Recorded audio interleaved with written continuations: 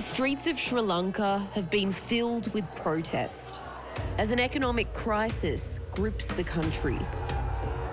In July, Sri Lankans stormed the president's palace, forcing him from power. For the first time of the history, people's power came up to change the system.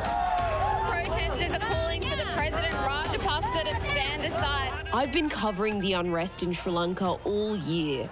Protesters were feeling triumphant. But there's a new leader running things now, and protesters are under fire. Politicians think that they are demigods. So if you hold them accountable and if you ask them questions, the reaction is, how dare they? We are being hunted. We are being hunted, and our elderly parents and families are intimidated. Protest leaders are in hiding, and the new president is accused of ruling with fear.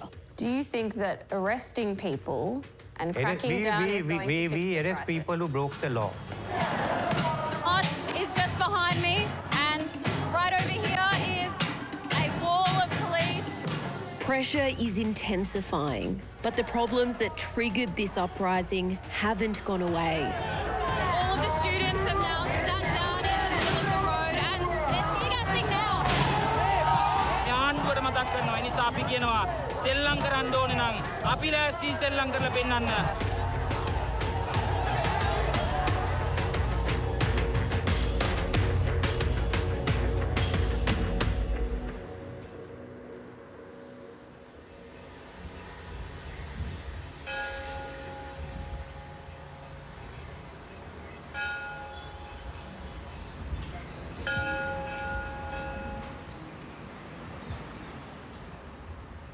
It's early morning in Colombo, and I've come to a safe house to meet with one of the leaders of this protest movement, student organiser Wasanthe Mudalige. After building trust for weeks, these protesters have allowed us to film them in hiding.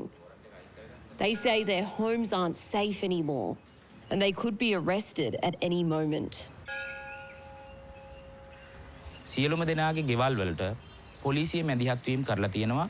ඒතකොට පොලිසිය ගෙවල් වලට ගිහිල්ලා දෙමව්පියෝ බියවැද්දීම් දෙමව්පියන්ට ගිහිල්ලා උද්ඝෝෂණ කරන්න එපා කියලා පුතාට කියන්න කියන ඒවා එහෙම දැවැන්ත මැදිහත් වීම ප්‍රමාණයක් කරලා තියෙනවා. ඒ වගේම මේ ශිෂ්‍ය නායකයෝ කොහෙද ඉන්නේ කියලා හොයන එකට අදාළව මේ වෙද්දිත් විශ්වවිද්‍යාල ඉදිරිපිට පොලිසිය ඒ වගේම හමුදාව යොදවලා තියෙනවා. පැහැරගත්ත විශ්වවිද්‍යාල ඉදිරිපිට සුදු වෑන් රථයකින්. ඔහුව පැහැරගෙන ගිහිල්ලා අතුරු පාරක ගෙයක්වත් නැති තැනක තියාගෙන ප්‍රශ්න කරලා තිබුණේ අන්තරේ ඊළඟට මොකද කරන්නේ? Wasanthe convenes a national student union.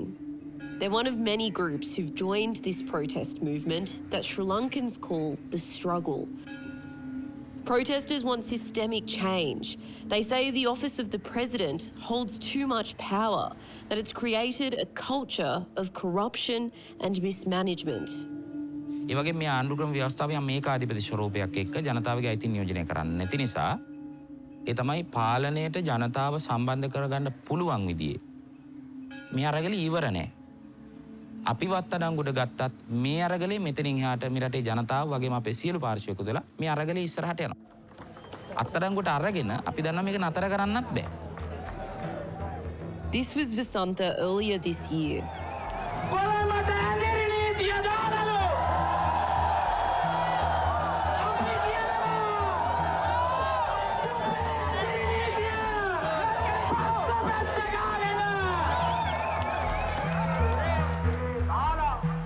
From March, there were daily protests demanding President Gotabaya Rajapaksa step down.